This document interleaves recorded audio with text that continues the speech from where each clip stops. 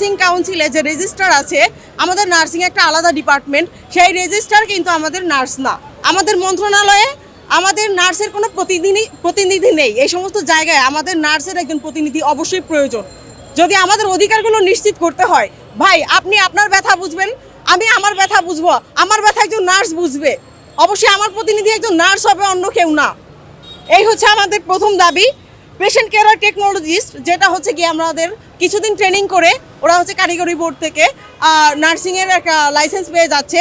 এই লাইসেন্স আমাদের নার্সিংয়ের midwifery council থেকেই দেওয়া হচ্ছে। বিগত সরকারের শাসনামলে এইটা হয়েছে আর কি। এটা আমি বলবো এক কথা, যেটা দুর্নীতি তো কম হয়নি, আপনি সবাই আমরা জানি। তো এই জিনিসটা আমাদেরকে বন্ধ করতে হবে। যারা লাইসেন্স পেয়ে গেছে তাদের লাইসেন্স বাতিল, আর যারা লাইসেন্স পায়নি তাদের ভবিষ্যতে কোনো লাইসেন্স দেওয়া হবে না। আর একটা আছে, সেটা হচ্ছে আমাদের মিডওয়াইফারি সোসাইটি। সেখানে দেখা যাচ্ছে মা ও শিশুর যত্নে, মা ও শিশুর স্বাস্থ্য সুরক্ষায় মিডওয়াইফারির ভূমিকা কিন্তু অতুলনীয় একটা ভূমিকা ওরা পালন করে যাচ্ছে।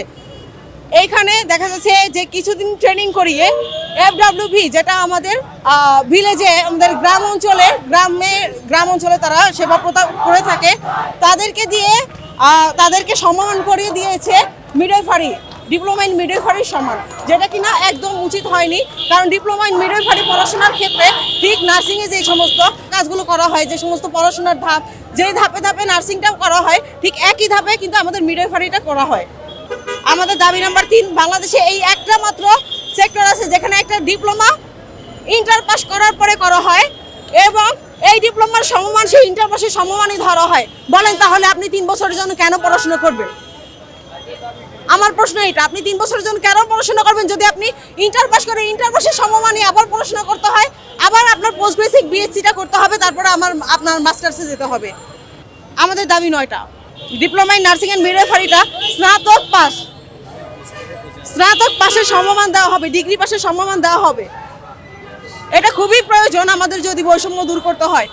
কারণ আমি ইন্টার পাস করে আবার ইন্টার পাস করব না, আমি ইন্টার পাস করার পরে আমি একটা অনার্স বা একটা ডিগ্রি আমার দরকার। এরপর আমি মাস্টার্স করব, আমি কেন আবার অনার্সে ভর্তি হতে হবে, আবার কেন সম্মানে কেন ভর্তি হতে হবে? ভুয়া নার্স নির্মূলে আমাদের 5 নম্বর দাবি। ভুয়া নার্স আমরা বলতেছি যেটা আছে diploma in patient care technologist, এরপরে আছে আপনার কোনো নার্সই না, আপনি একটা ক্লিনিক খুললেন, একজন নার্স নামের একটা মানুষকে রাখলেন, 4-5 হাজার টাকা, 6 হাজার টাকা, 7 হাজার টাকা বেতন দিলেন, তাকে একটি ইনজেকশন পুশ করা শিখিয়ে দিলেন। আপনি বলবেন যে সকালে এই ওষুধ, বিকালে ওই ওষুধ, এটা দিবেন, তারা এটা দিচ্ছে। অথচ একটা নার্সের দায়িত্ব কি শুধু ওষুধ দেওয়া? আপনার কার্ডিয়াক মনিটরে সবসময় আপনার ECG-টা চলতে থাকবে, আপনার কি হচ্ছে না হচ্ছে আপনার শরীরের মধ্যে সেটা নার্স আইডেন্টিফাই করবে। নার্স বলবে ডক্টর VT হচ্ছে, ডক্টর F হচ্ছে, এরকম ভাবে বলবে নার্স যোগ্য নার্স যদি হয় সে ওটা বলতে পারবে। আপনি তো একটা মানুষকে এনে দাঁড় করায় দিলেন একটা ওষুধ দেওয়ার জন্য, সে তো নার্স না, সে তো কিছু বলতে পারবে না। জনগণের স্বাস্থ্য সেবা যদি নিশ্চিত করতে হয়, তাহলে 24 সালে একবার স্বাধীনতা হইল, এই স্বাধীনতার পর থেকে অবশ্যই আমাদের অগ্রগতির দিকে আগাতে হবে, আমরা পিছিয়ে পড়লে চলবে না।